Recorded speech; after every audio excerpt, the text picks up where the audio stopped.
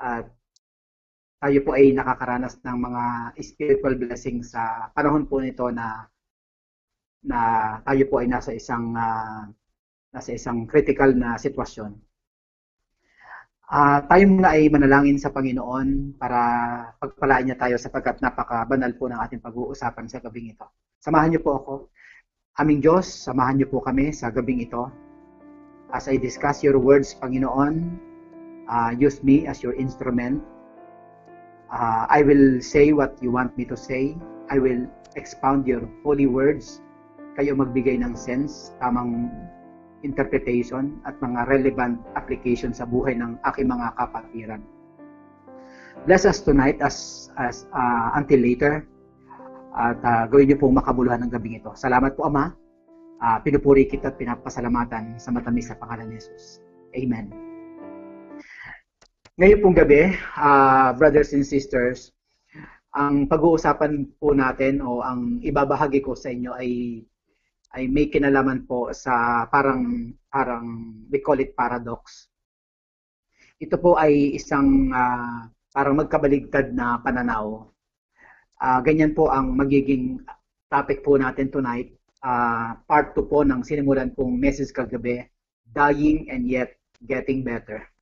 Samahan niyo po ako sa ating pong text sa 2 Corinthians chapter 4, verse 7 to 12. Ang sabi po ng banal na kasulatan, okay, but we have this treasure in jars of clay to show that this all-surpassing power is from God and not from us. Meron daw tayong kayamanan sa isang tapayan. At ang sabi nito, we are hard-pressed on every side, but not crushed, perplexed, but not in despair, persecuted, but not abandoned, struck down, but not destroyed. We always carry around in our body the death of Jesus, so that the life of Jesus may also be revealed in our body. For we who are alive are always being given over to death for Jesus' sake, so that His life may be revealed in our mortal body. So then, death is at work in us, but life is at work in you. Medyo may kahirapan po ang mga sinasabi po dito sa banal na kasulatan. At nais po nating ipag-pray po natin na maintindihan po natin ito. Sa tulong ng Holy Spirit, alam ko maiintindihan po natin ito. Okay, so ngayong gabi ay nawasamahan tayo ng Diyos, hindi lamang sa aking preaching, kundi sa pakikinig ninyo mga kapatiran. At ang aking pong tatalakayin sa gabing ito ay yung paanong ang dying and getting better ay paanong ito naging biblical. So mga kapatid, ibabahagi ko po sa inyo ang magandang topic nito na talagang ibang-iba po ang naglilingkod sa Panginoon, iba po talaga yung principle ni Lord. Dahil makikita po natin na kahit na parang bagsak na tayo, may pag-asa pa rin tayo. Kahit na po parang nanghihina na tayo, ay ang Diyos pa rin. Ang dulo po nito ay kalakasan pa rin. So, tingnan, ang una kong gustong ipaliwanag mga kapatid ay ang nasa verse 7. Makikita po natin doon ang isang magandang pananaw. Meron pong sinasabi doon na isang jars of clay and yet true treasures are inside. So makikita po natin na parang sila po ay hindi bagay. Ang tinutukoy po ditong jars of clay ay ang ating buhay, ang ating katawan, ito po, yung nakikita po natin. Pero bagamat ang ating pong katawan ay, ang description ay jars of clay. Isipin niyo po jars of clay, parang tapayan na gawa lang sa putik. And yet, ang laman po ng ating pong tapayan na ito, itong katawan natin ito na gawa sa putik, ay isang malaking kayamanan. At yan ay walang iba kundi ang mga spiritual na pagpapala, ang Holy Spirit, ang ating Panginoon na nasa atin. So makikita natin dito ang unang paradox dito po sa ating pong pinag-aaralan. By the way, ang ibig kong sabihin ng paradox, a statement that seems difficult to understand because it contains two opposite characteristics. Talaga pong two opposite characteristics po ang makikita po natin dito sa unang punto na gusto kong ipaliwanag sa inyo. And you must be happy on that, mga kapatid. Isipin nyo nga naman, ikaw ay gawa sa putik, ito pong katawan natin ay katawang lupa, pero sa katawang lupa natin ay dito naman nakasilid ang mga eternal treasure na hindi mabibili sa lupang ito. So kung ikaw ay tunay na Kristiyano, you must be happy and you have to thank the Lord na wow, ganyan pala tayo ka-valuable in the sight of the Lord. Pangalawa po, hard-pressed but not crushed. Ito po ang ipinapaliwanag ni Apostle Paul. Alam niyo po, si Apostle Paul ay marami pong naging kabigatan dito po sa kanyang sinulat na ito na 2 Corinthians.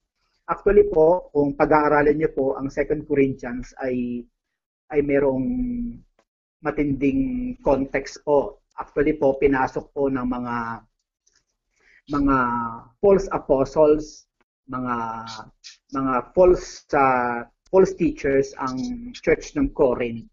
At ito pong si Apostle Paul ay talagang napapraning dahil pinasok na nga po ng mga false teachers ang Church of Corinth at alalang-alala po siya sa sitwasyon po ng Corinthian Church. At ito ang dahilan kung bakit talagang sumulat uli si Apostle Paul dun sa Corinth pagkatapos ng 1 Corinthians. Ito na po yung 2 Corinthians. Mabigat po mga nakasulat dito. Actually po, ito pong 2 Corinthians ay tinatawag na severe letter. Severe, yun po, parang mabigat po ang ibig sabihin ng severe. Malala, parang ganun po ang konteksto sapagkat may mga false teachers na pumasok doon at kini-question ang maraming mga bagay including ang authority ni Apostle Pablo bilang apostle, yung kanyang mga tinuturo, etc. etc. At dito po sa kabanatang ito, kinikwento naman ni Apostle Paul kung ano ang kanyang mga naging karanasan. At yan nga po ang kanyang sinasabi. Sabi niya, ako ay binabasag, pero hindi naman ako nawasak. So, yun po ang karanasan niya talaga. Maraming nagpe-persecute sa kanya, marami siyang mga persecution or trials, maraming nagda-down sa kanya, maraming mga kahirapan, marami siyang gutom, may mga panahong hindi siya nakakatulog ng maayos, wala siyang maayos na lugar. Pero makikita po natin na yun pong lahat ng yun ay nalampasan ni Apostle Pablo. Sa ating buhay, mga kapatid, meron tayong COVID, meron tayong tumataas na po ng todo ang mga bilihin ngayon. Kaninang umaga ay 135 na po ang saging, yung banana na binibili ko dating 70 pesos lang. Actually hindi na nga po ako bumili sapagkat parang namahalan po ako ng todo. Anyway, ang point ko lang sa panahon na ito na medyo critical ang ating sitwasyon, pataas po ng pataas ang mga new cases ng COVID at ang maraming tao ngayon ng talagang nawiwindang dahil sa mga sitwasyon ito. And pa kaya ay nanonood po ako sa isang interview at may isa pong scientist na nagsasabi na sinasuggest niya ang extension ng lockdown 2 to 3 months pa daw po para ma-flatten yung curve. At talagang napakarami po ang nag-react sa interview na ito. Pero sinasabi niya na yun lang ang paraan para ma-flatten yung curve kasi masyadong mataas na po yung curve. So, kung ito po'y matutupad, talaga pong marami pong iiyak. Okay, hindi na po palagay ko mag-i-enjoy ang mga tao sa lockdown na to dahil siyempre tatamaan po ang maraming mga bagay, ang sweldo, siyempre ang mga factories at ang mga negosyo ay yan naman po ang tatamaan. So mga kapatid, tayo po ay nasa isang sitwasyon na talagang parang binabasag po tayo. Pero kagaya ng itinuturo ko ngayong gabi mga kapatid, just stay cool, tayo po ay magtiwala kay Lord. Parang ini-encourage ko kayo mga kapatid na tingnan itong tinuturo kong ito. Ang tema ko po is dying and yet getting better. Baka naman nasa isip lang natin na tayo ay walang magagawa o baka magugutom na tayo. Wag po tayo mag-overthink dahil kagaya ng nangyari kay Pablo, sabi nga niya, siya ay hard-pressed but not crushed. Nandun na po tayo sa I am explaining the third point na tinatawag nga nating paradox, perplexed but not in despair. Siya po ay nalilito pero hindi siya nawawalan ng pag-asa. Di po ba nakaka-relate tayo sa bagay na ito? May mga panahon na ano bang gagawin natin, nakakalito, pero sinasabi rin dito na hindi tayo dapat mawalan ng pag-asa. Palagi ko mga kapatid, the Lord is simply testing us. Binibigyan lang tayo ng Diyos ng pagkakataon na ma-strengthen natin ang ating faith. Naranasan ni Pablo itong nararanasan natin. Nalilito tayo pero ang sabi niya, hindi siya nawala ng pag-asa. Sa verse 9, he was persecuted but not abandoned. So yan na naman mga kapatid, parang makikita na naman natin na may kahirapan ang kanyang buhay bilang isang persecuted na tao at pero hindi niya naranasan na siya pinabayaan ng ating Panginoon.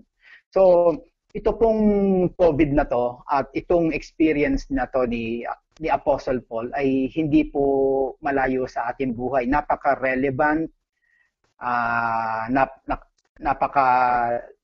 napaka parang real talk itong nangyayaring ito kay Paul at sa sitwasyon po natin.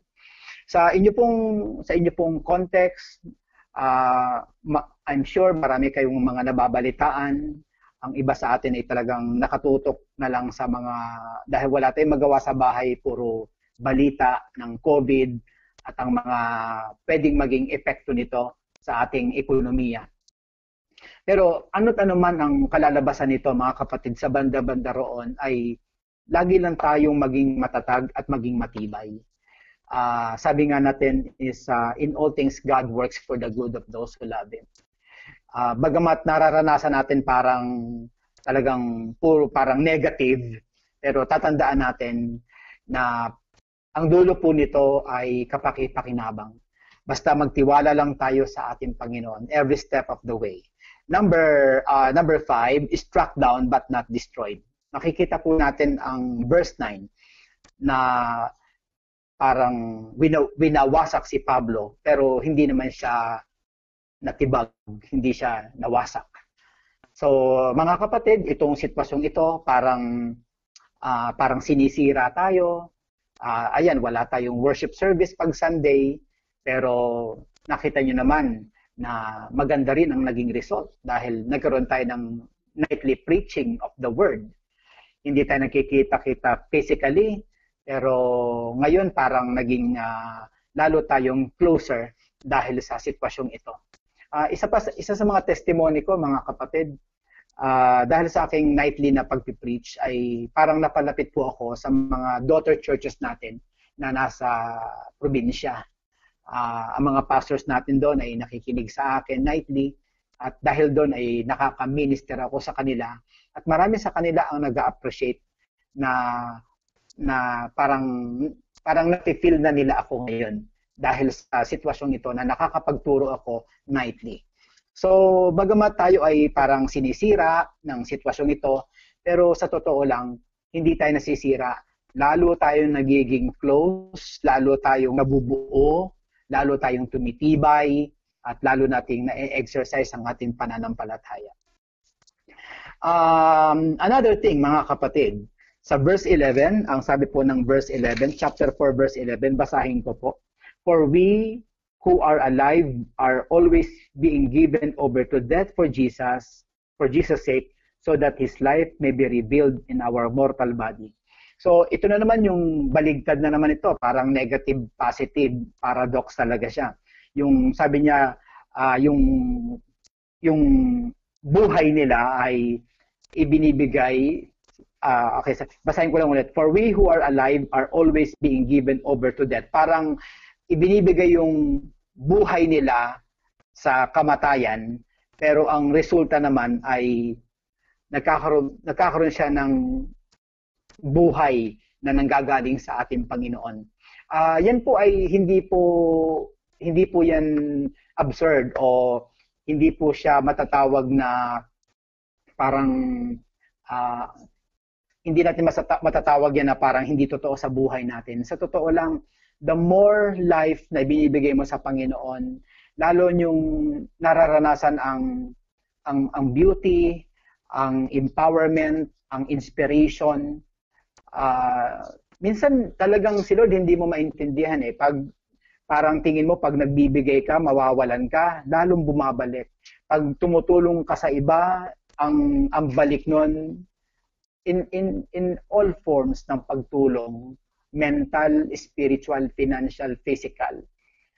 Ganun po mga kapatid, lagi ang nakikita kong pananaw pagdating sa Diyos. Pag namatay ka, magkakaroon ka ng buhay. Parang, di ba may binabanggit pa sa Bible na naging mahirap siya para yumaman tayo.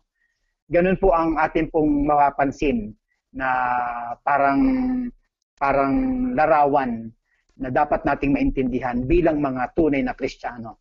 So, ngayong gabi mga kapatid, sana po ay nakakaroon tayo ng idea na ganito pala ang dapat mangyari sa akin. Huwag tayong maging negative sa sitwasyon na ito. Kung ang buhay natin ay parang ibinibigay natin para mamatay, para sa Panginoon, ang totoo niyan, ang balik nun ay buhay na walang hanggan. Yan po ay makikita po natin dito sa verse 11. Basahin ko lang uli for the sake of emphasis. For we who are alive are always being given over to death for Jesus' sake, so that His life may be revealed in our mortal body. Parang ini-offer mo yung katawan mo upang mamatay at ibibigay naman ni Lord ang buhay niya sa iyo. So paradox mga kapatid, parang negative pero positive. So sana masanay tayo na ganito pala. Para bang 'di ba may mga naririnig tayo na kung gusto mong mabuhay, mamatay ka, kung gusto mong itaas ka ni Lord, magpakumbaba ka. Ganun eh. Ganun talaga eh. Kung gusto mong yumaman, magpakahirap ka. Ganun po ang prinsipyo sa paglilingkod sa ating Panginoon. And I tell you, maraming tao ang hindi makaunawa sa pananaw na ito. Sa kanila ay iba. Gusto nila laging mataas, 'di ba? Ganun ang mundo eh. Gusto nila sa kanila ang maraming pera, yan. Gusto nila sila yung mga popular, sila yung mga bigatin. Pero sa paglilingkod sa Panginoon, mula nung pumasok tayo sa paglilingkod sa Panginoon at naintindihan natin ang kanyang tawag, ay naintindihan natin na ganito pala ang sistema. Malayong malayo sa orientation na tinanggap natin mula sa sanlibutan. Sa verse 12, meron sinasabi dito mga kapatid, tingnan nyo pa yung verse 12, sabi dito, so then death is at work in us, but life is at work in you.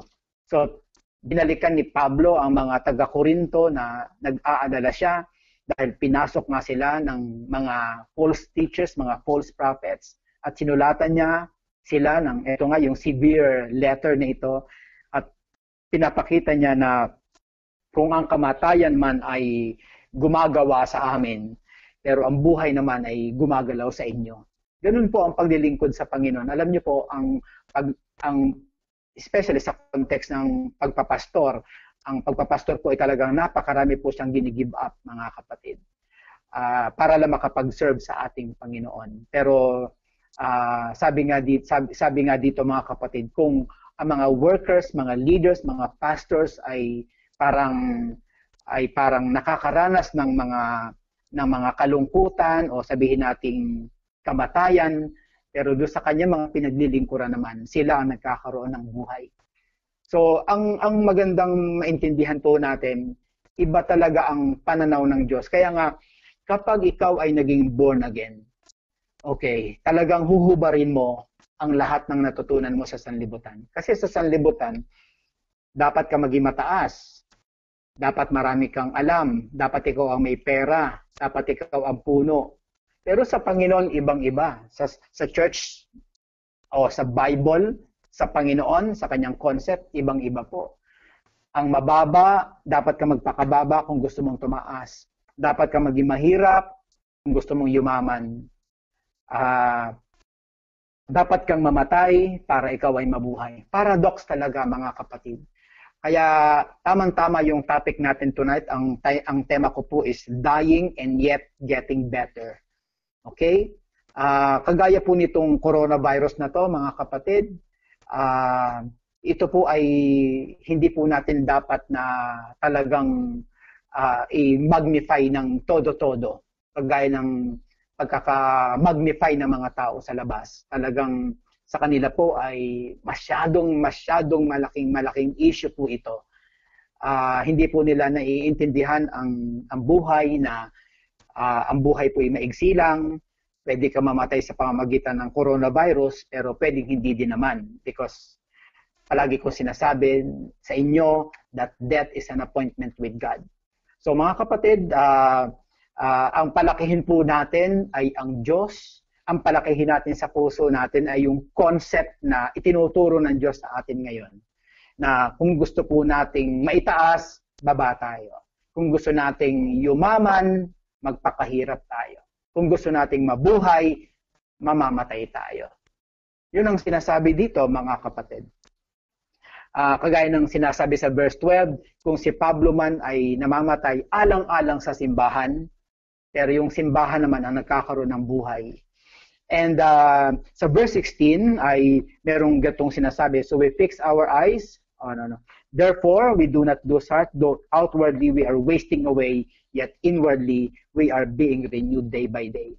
Ando na naman ang paradox, mga kapatid. Sabi niya, bagamat physically ay humihina kami panlabas, pero sa loob namin ay papalakas kami ng papalabas. Papalakas kami ng papalakas. So mga kapatid, sana po maintindihan niyo po itong tinuturo kong ito.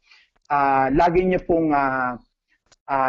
pong puntahan ang mga ganitong kaisipan para mag-enjoy kayo sa paglilingkod sa Panginoon. Kung kayo po ay hindi pa sanay sa ganitong paradigm, this is the night.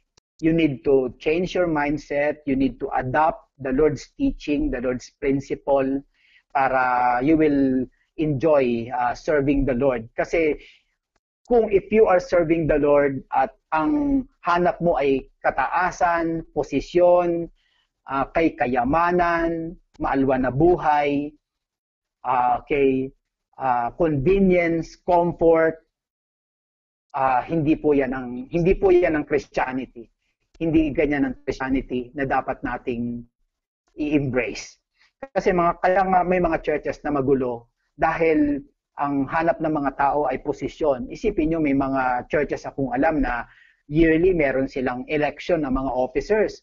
Yung mga gustong maging official, talagang parang meron ding campaign period. May mga nakikisama ng maayos, yung iba naman nagpapautang. Pagka ganun, ano ang kalalabasan? Kaya mga kapatid, pagdating sa church o pagdating sa context ng spiritual, iba ho ang mga requirements. Ibang-iba po ang paradigm, ibang-iba po ang konsepto. Dito sa atin, ang pinag-uusapan, hindi yung gusto mo, kundi yung gusto ng Panginoon. Hindi pwedeng i-promote mo yung sarili mo. Si Lord ang magpo-promote sa'yo. Hindi pwedeng ikaw ang tatawag. Ang Diyos ang tatawag sa'yo. Hindi rin pwedeng gusto mong doon ka kagad sa taas. Doon ka lang sa baba.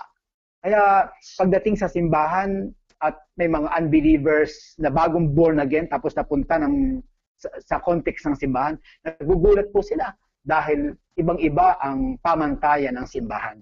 So mga kapatiran, sana po naintindihan nyo po ang aking mga pagpapaliwanag na ito. Sana po kinakain natin dahil gusto ng Panginoon na ngayong panahon ng COVID na to, talagang magkaroon din tayo ng personal reflection, magkaroon tayo ng examination na tama ba ang ang ating ginagalawan sa paglilingkod sa Panginoon. Basta ang point, mga kapatid, sa gabing ito, sana po'y wag tayong magmataas, magpakumbaba tayo.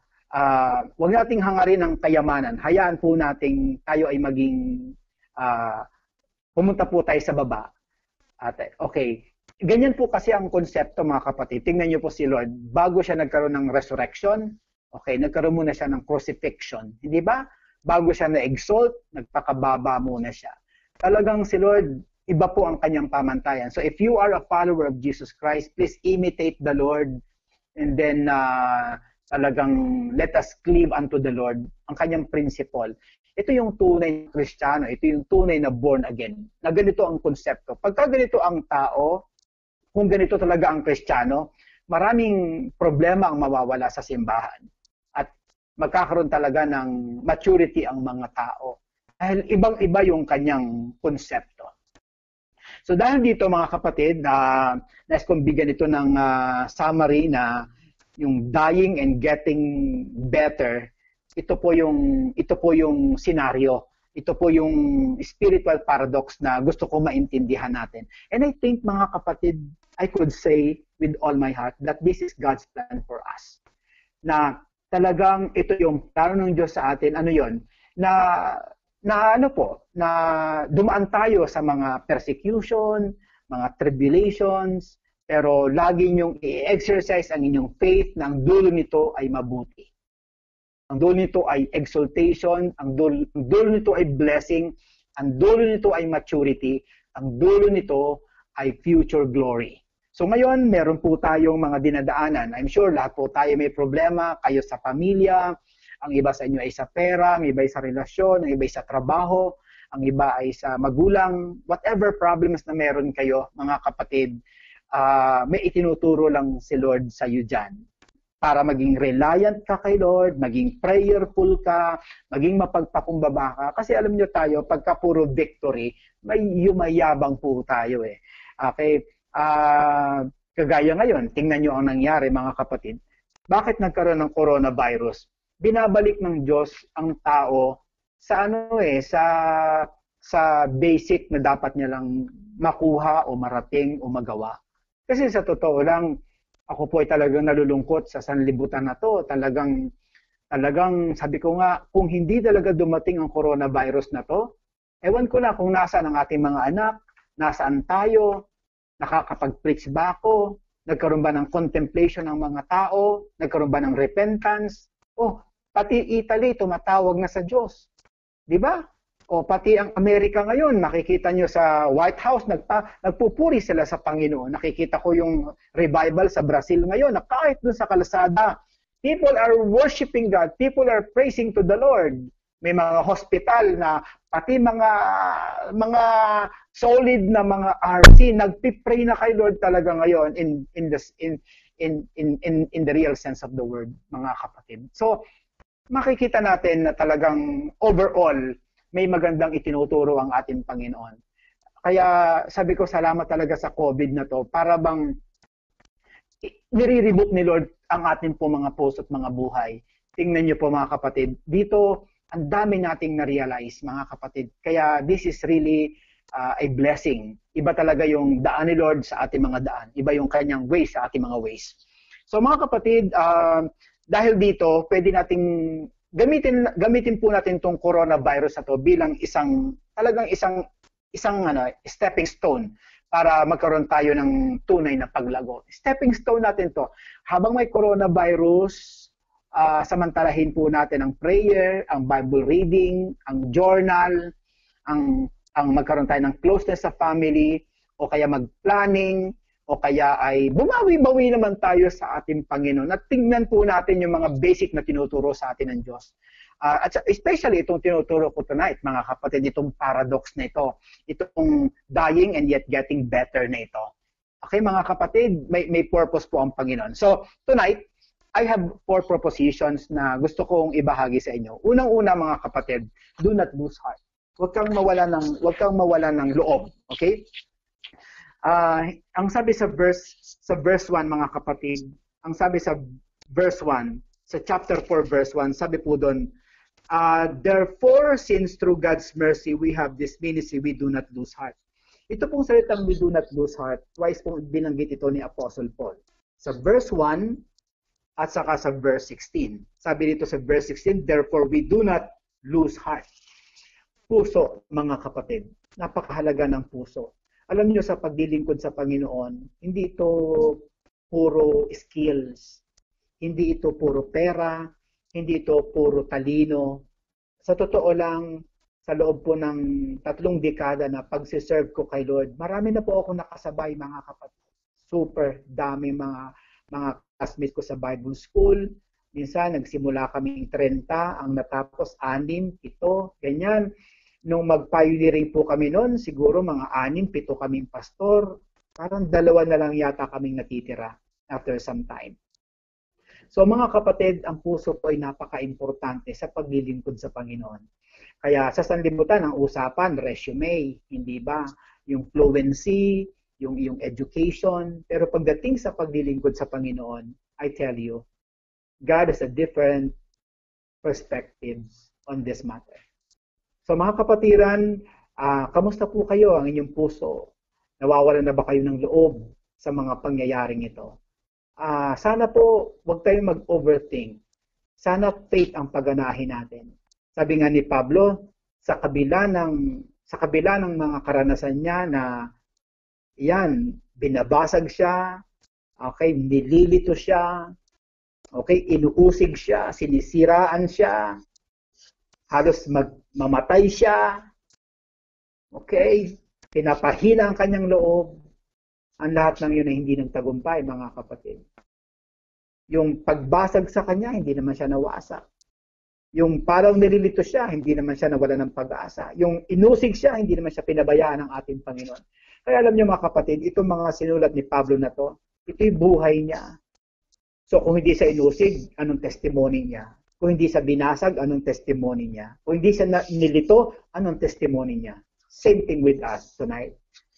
Kung wala itong COVID na to, anong testimony ang masasabi natin? Kaya mga kapatiran, lawakan po natin ang ating pananampalataya, ang ating pag-iisip, dahil ang Diyos po ay napakabuti. Hindi lang, bigyan nyo, talaga lang magbulay-bulay lagi kayo, you reflect on God's Word, you think about God, you pray always, at ibubulong sa inyo ng ating Panginoon yan. So tonight mga kapatid, if you feel so down tonight, do not lose heart. Okay? Huwag kang mawalan ng loob. Alam niyo mga kapatid, ang puso natin ay napaka-importante. Yung puso natin, parang minsan tinitingnan ko siya, ikinukumpara ko siya sa isang cabinet. Ang puso natin ay parang cabinet. Samahan niyo po ako mga kapatid kung anong dapat natin gawin sa ating puso. Mateo 12. Ang sabi po ng Matthew chapter 12, verse 35. Ang sabi po rito, the good man brings good things out of the good stored up in him, and the evil man brings evil things out of the evil stored up in him. So, sinasabi dito mga kapatid, yung mabuting tao, ang mabuting tao ha, mga kapatid, nilalabas niya ang mabuting bagay na kanyang inilagay sa kanyang puso. At ang masamang tao, inilalabas naman niya ang masasamang bagay na itinago niya sa kanyang puso. So ngayong gabi mga kapatid, mahalagang mapag-isipan din natin to ng konti. Dahil sabi ko nga sa inyo, do not lose heart. Pero hindi sapat na hindi tayo masira ang puso. Gusto ko rin mag-level up tayo at kausapin din kayo ano ang laman ng ating puso. Ang puso po natin ay parang cabinet na pwedeng lagyan ng mabuti, pwedeng lagyan ng masama. Kaya I challenge yung mga kapatid na sana sa panahon na ito, lagi kayo makinig ng salita ng Diyos at ilagay sa puso. Mag-meditate ng Word of God, ilagay sa puso. Dahil ang puso po natin ay lalagyan ng mabubuti at masasamang bagay. Ikaw ang mamimili. So kaya pag may ganito kang sitwasyon, okay, pag may problema ka, mailalabas mo ang lahat ng itinago mo sa iyong puso. Mabuti man ito, masama. Kaya pag may sitwasyon kang negative, Kung ang nakalagay sa puso mo ay mabubuting bagay ang iyong masasabi. Pero kung masama ang ating pong in-acquire, ang ating in-store, pag may sitwasyon tayo, masama din po yung ating nailalabas. Tingnan niyo yung mga unbelievers, mga kapatid. Mura dito, mura doon. Okay? Pag may problema, sisi dito, sisi doon. Minsan, sa kalye, mga driver, masagi mo lang ng konti, katakot-takot na ang mura. Okay, meron nga akong experience, hindi ko pa nga nabangga, parang gabuhok lang, pero binabaan ako. Walang sinabi, pero dinuro niya ako. So, pinabayaan ko lang, mga kapatid. Ang punto ko, mga kapatid, kayo po bilang mga Kristiyano, lagi nating sikapin na makapag-store ng mabuting bagay sa puso natin para pagdating ng mga calamities na katulad ngayon, maganda ang ating pong reception sa mga problema. Okay, kaya piliin nyo po anong ilalagay natin sa ating puso, mabuti o masama. Kung gusto nyo ng mabuti, ang pakikinig ng Word of God nightly ay makakatulong. Ang pagbabasa ng Bible every morning ay makakatulong. Ang meditation ng mabubuting salita ng Diyos ay makakatulong. Ilabas na po natin sa puso natin yung masasama. Talagang i-give up na natin at isuko natin yan sa ating Panginoon. Meron bang hate dyan sa puso mo? Jealousy? Materialism? Meron bang worldliness? Meron ba dyan na mga samaan ng loob? Ilabas po natin yan. Hindi po yan bagay sa atin. Ang sabi nga ng Biblia, bagamat tayo po ay jars of clay, pero ang nakalagay po sa loob natin ay mga true treasures. Ininvest po ng Panginoon yan sa atin. Hindi na po bagay sa atin ng maging masama, hindi na bagay sa atin ng maging jealous or maging mapait. Hindi na po bagay. Dahil nilinis na po tayo ng ating Panginoon. Hindi dapat magsama yung mabuti at masama. Kasi hindi ka makakagalaw o hindi ka magkakaroon ng tunay na joy sa paglilingkod sa ating Panginoon. So do not lose heart. Okay? Pero yung heart natin para hindi talaga masiraan ng loob ang ating puso, lagyan po natin ng salita ng Diyos. Kaya importante ang Bible reading, meditation, memorization ng Word of God. Napaka-importante, mga kapatid. Very, very important. Pero kung puro balita ang laman, walang Word of God, okay? Ang laman ng ating pong puso ay puro bad news or mga chismis. Yan ang ating minimeditate. What will happen to you? Kaya dapat select. Magkaroon ka ng parang sabi ko nga kagabi, choose your battle. Hindi dapat lahat ay hinaharap. Dapat ay maging selective tayo dahil remember, we are chosen by God. We're supposed to be pure. We're supposed to be good. Kaya kung ang mga kasama nyo ay mga chismosa, nako, iwanan nyo na po yan. Okay, kung ang puro pinapanood nyo po ay yung mga panoorin na hindi maganda, nako, iwanan nyo na po yan. Pangalawa, mga kapatid, display the faith in your life. Sa pananampalataya naman ang gusto kong i-propose sa inyo. Unang-una, kanina puso ang inaayos natin. This time naman, display natin ang pananampalataya natin sa ating buhay. So let's focus on faith tonight. Ang faith po natin ay napaka-importante na ma-display natin sa panahon na ito. Ang faith ay magiging relevant kapag tiningnan nyo itong sasabihin ko. Di ba may trial tayo na COVID ngayon, pero gagamitan mo ng faith na okay lang yan, maganda ang future niyan. Okay, may trials ka ngayon, sasabihin mo, no, God works for the good of those who love Him. Okay, may mga taong tinitira ka ngayon. Sabi mo, ang nagpapakumbaba, itataas ng ating Panginoon. Okay? Okay, halimbawa na sabihin natin medyo financially down ka ngayon. Sabihin mo lang na it's a matter of time. The Lord will bless me. So dapat ganun po. At yun ay magagawa mo lamang kung ikaw ay mayroong faith. Napakahalaga po ng faith na yon. Samahan niyo po ako sa Matthew 10, sa sa 10:28. Tingnan niyo po ito. Palagay ko relevant ito sa atin. Ang sabi rito, mapatid, basahin ko lang, do not be afraid of those who kill the body but cannot kill the soul. Di po ba mga kapatid, ang mga tao ngayon ay praning na praning dito po sa coronavirus na to. Pero mga kapatid, makikita natin dito ang limitasyon ng coronavirus. Hindi siya nakakapatay ng kaluluwa. So ang utos ng ating Panginoon, do not be afraid of those who kill the body but cannot kill the soul. Yes, talagang ang coronavirus can kill your body, but it cannot kill your soul. Cannot be.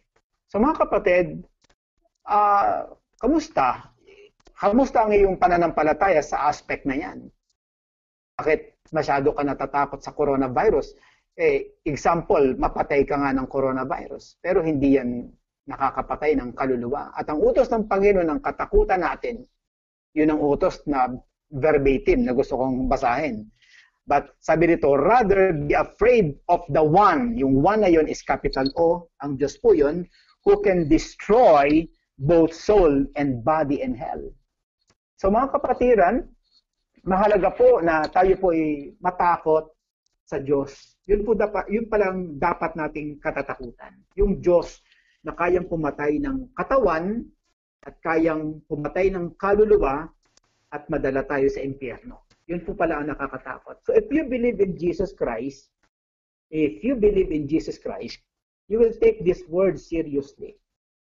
So mga kapatid, ang pananampalataya ay dapat ma-display natin at this point. Huwag tayong tumulad sa mga unbelievers na sayaw nila, sayaw din natin. Okay? Pag natakot sila, takot din tayo. Pag nag-panic buying sila, panic buying na rin tayo. Na para bang wala tayong Diyos. May Diyos ba talaga tayo? O yung Diyos natin sa tenga lang, sa bibig lang. Pero wala talaga sa kaloob-looban ng ating puso. Kasi makikita po yan sa ating pamumuhay. Talagang ibang-iba ang taong naniniwala na kasama niya ang Diyos. What is coronavirus, my goodness? What is coronavirus compared to Jesus? Ang liwanag po, sabi nito, do not be afraid of those who kill the body but cannot kill the soul. Ang liwanag po. Binibigyan tayo ng Diyos ng framework. Binibigyan ka ng Diyos ng dapat mong gagawin sa panahon na ito. Na dapat kang maging stable. Cool ka lang, sabi ng Panginoon. Relax. Okay? Alam niyo mga kapatid, may mga tao kasi na sa bibig lang ang pananampalataya Diyan lang talaga ang kanyang pananampalataya, sa bibig lang. Hindi talaga makita sa gawa. Pag dumarating na ang mga bagyo, kagaya ng nangyari sa kay Lord at ang mga apostles nung sila'y nasa dagat, bumagyo, right? Ayun, natakot na sila ng natakot. Sabi ng Lord, where is your faith? Kasama na nga nila si Lord.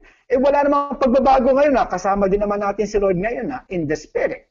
He assured us that I will be with you. So God is with us. Jesus is with us. He is beside me, in front of me, behind me, over me. Ganon si Lord. Kailangan lang talagang buhayin mo yung sense mo na kasama ko siya. Lagi mo ipikit ang mga mata mo, kasama ko siya. Kasama ko siya, ilagay mo yan sa yung puso, sa yung isip. Kasama ko siya. Ganon po ang nananampalataya. Kasi kalaban mo yung sarili mo. Pag ikaw ay, ang ginamit mo na yung iyong mga sense of hearing na yan, sense of smell, sense of feelings, at sense of taste na yan, mga kapatid, talong-talo ka dyan. Hindi ganyan ang usapan sa spiritual na daigdig. So mga kapatid, sa gabing ito, display your faith. Paano natin i-display ang ating faith? Maliwanag po. Huwag kang matakot sa pumapatay ng katawan lamang. Coronavirus. Okay? Huwag kang padikta sa coronavirus. Gamitin mo lang ang coronavirus bilang stepping stone. Tungtungan mo yan at sabihin mo, the Lord is my shepherd, I shall not be in want. Hindi ako matatakot sa iyo. Sa Panginoon ako matatakot. Kung naniniwala ka na ang kamatayan na isang appointment with God, hindi ka pwedeng mapraning. Never! Never. Hindi pwedeng i-alter ng coronavirus ang nakasulat na sa Biblia. Alam niyo po yung buhay natin, meron po tayong talagang nakatakdang days and months and years. No one on earth can change that. No one, mga kapatid. Hindi pwedeng absolute po yun. Absolute po yun. Tingnan niyo po ako, mga kapatid, testimony ko lang. Ako po ay namatay na dati. Binuhay ulit ako ng Panginoon. Okay, ngayon ko lang po ito sasabihin sa may mga tao hindi nakakaalam, pero 2 hours na po akong, anong tawag dito? Binurol. 2 hours na po. Kasi hindi ko pa oras. Nakadamit na po ako ng, talagang, iyakan na po. So, brothers and sisters, pagtiwalaan naman natin ang Diyos. Huwag naman nating sayangin ang mga salitang ito ng Panginoon na, do not be afraid of those who kill the body, but cannot kill the soul. Ito ba ay sensible sa atin? Naniniwala ba talaga tayo dito sa salitang ito ng Panginoon? Do not be afraid. Huwag kang matatakot. Okay, yan ang sabi ng Biblia. So please, display your faith, display your conviction, display your trust to Jesus Christ. Yan po ang sinasabi ng Biblia, mga kapatid. Number 3, mga kapatid, na dapat natin gawin. Preach and share Jesus as Lord and the image of God. Yan po yung makikita po natin, mga kapatid. Ang sabi nga, mga kapatid, dito po sa Bible, si Lord po ay tinatawag na image of God sa verse 4. Okay? At pagdating, at sinasabi rin po, mga kapatid, ng verse 13, it is written, I believe, therefore I have spoken. Mga kapatid, very short lang yan. Very short lang. Please, but please catch it. Ang sabi ni Pablo, it is written, I believe, therefore I have spoken. Parang sinasabi dito na ang bawat nananampalataya dapat nagsasalita. Ang bawat sumampalataya kay Jesus dapat nagsishare. Ang nananampalataya ay dapat mag-share o mag-preach. Dapat sa mag-testify. Kasi alam niyo, mga kapatid, yung nananampalataya sa Panginoon, automatic yan. May born-again experience yan. Automatic yan, may realization yan. May forgiveness yan. May redemption yan. Gagaan ang buhay niyan, magbabago yan. And therefore, marami siyang pwedeng i-testify. Because I tell you, nung moment na ikaw ay na-born again, you met the King of Kings and the Lord of Lords. Alam niyo, nung ako po'y na-born again, yung first night, hindi ako makatulog. Kasi I was so excited. Very, very excited. Tapos nung matulog pa ako, mga kapatid, nung unang gabi na tinanggap ko si Jesus Christ, kasi nung tinanggap ko siya, iyak po ako ng iyak. Wala pong preaching noon, kumanta lang po yung choir. Hindi naman kagandahan yung choir. Pero mga kapatid, first time in my life, I cried. Hindi po ako iyakin eh.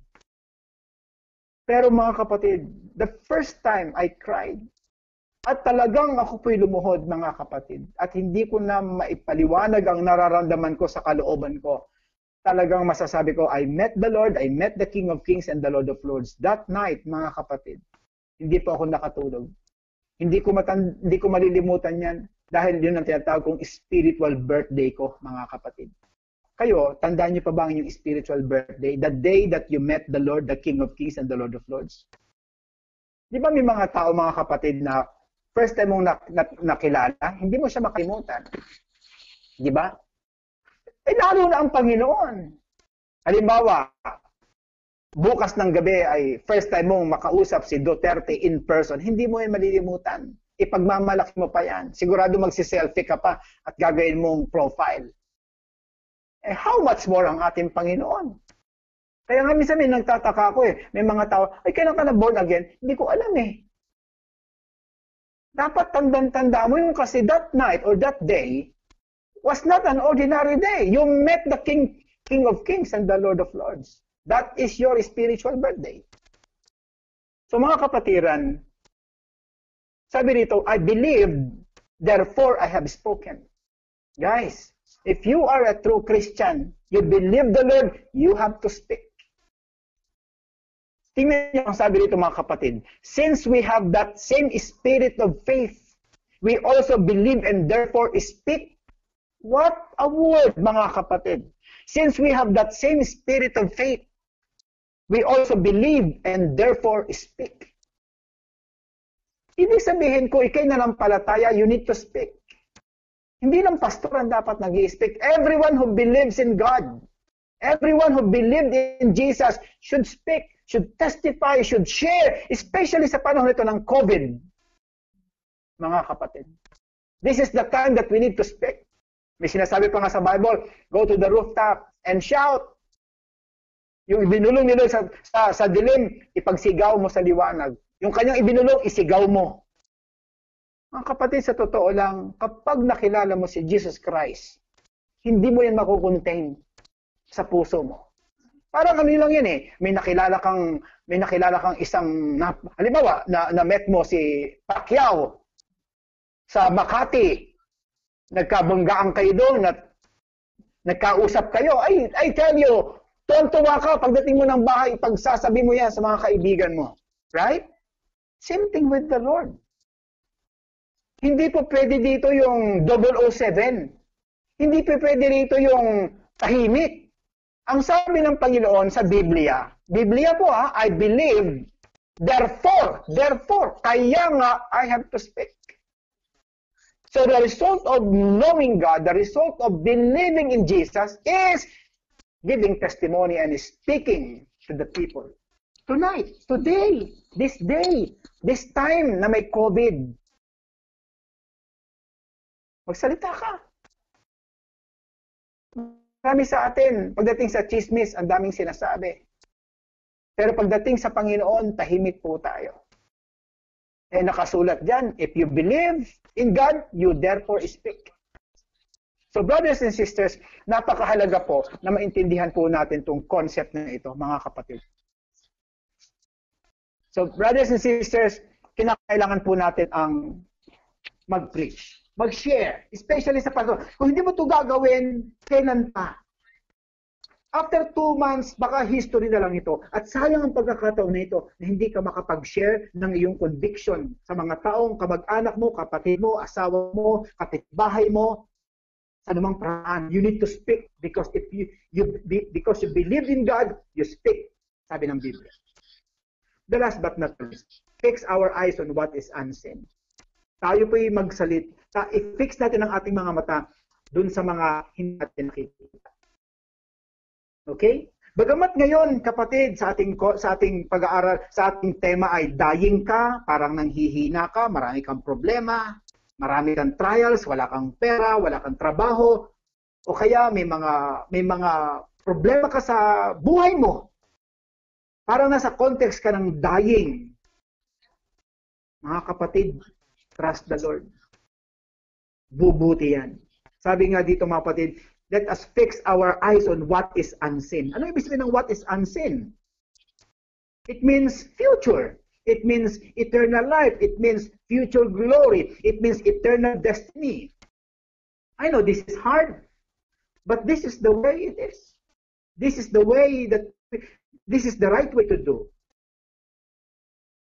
Sabi rito, fix our eyes on what is unseen. Yan ay makikita sa verse 16. Therefore, we do not lose heart, though outwardly we are wasting away, yet inwardly we are being renewed day by day, for our light and momentary troubles are achieving for us an eternal glory that far outweighs them all. So we fix our eyes, sabi rito, not on what is seen, but what is unseen. Since what is seen is temporary, but what is unseen is eternal. So mga kapatid, lapat na lapat ito sa coronavirus. Ang coronavirus ay nakikita natin na gumagalaw. Pero alam natin na yan po hindi magtatagal. So mga kapatiran sa ating Panginoon, importante na magtumingin tayo sa future. Huwag tayong ma-depressed ngayon, huwag tayong manghina, huwag tayong mataranta, huwag tayong mapraning. Dahil ang lahat ng ito ay pansamantala. Dapat tayo mag-focus sa mga bagay na sigurado, although hindi natin nakikita. Pangako ni Kristo, si Jesus Christ, ang Trinity, mahalin po natin. Ang ating paglilingkod sa Panginoon. So brothers and sisters, mga kapatid, sana po inaintindihan po natin ang topic po natin tonight. Na sana po ang nangyayaring ito ay positive ang tingin natin. Yes, parang halos bagsak tayo. Parang nandun po tayo sa stage ng dying. But focus on God, especially sa kanyang mga salita. Salamat po sa gabing ito, sa oras na ibinigay niyo po para sa inyong mga kaluluwa. Ito po ay kapakipakinabang. Sana po may natutunan tayo, mga kapatid. Magandang bagay na lagi mapag-usapan natin ang ating Panginoon. Manalangin po tayo sandali. Maraming pong salamat, Lord, sa gabing ito sapagkat binigyan niyo kami ng opportunity na mapakinggan namin ang inyong mga salita. Salamat po sa inyong habag at biyaya, Panginoon. Salamat po sa pag-aaral ng inyong mga salita. Salamat po na i-preach na naman ang inyong salita ng walang abala. Alam ko, ang lockdown na ito ay God's will mo. Ito ay kalooban mo para magkaroon kami ng time to contemplate upon your word, Panginoon. Salamat po. Buhay ka at makapangyarihan sa lahat. Salamat po sa gabing ito, sa inyong mga salita. Pagpalain niyo bawat isang nakinig. Sana po na-establish ang faith nila. May mga taong natulungan, may mga taong na-challenge, may mga taong nakapag-exercise ng kanya pong pananampalataya. Sa inyo po, Ama, ang kapurihan, lahat ng kaluwalhatian, lahat ng kapasalamatan. Salamat po, Ama, sa pangalan ng aming Panginoon Sus namin, Panginoon. Ito po ang aming panalangin. Amen and amen. Salamat po, mga kapatiran. God bless. Good night. At pagpalain po tayo ng ating Panginoong Jesus. God bless. In Jesus' name, amen.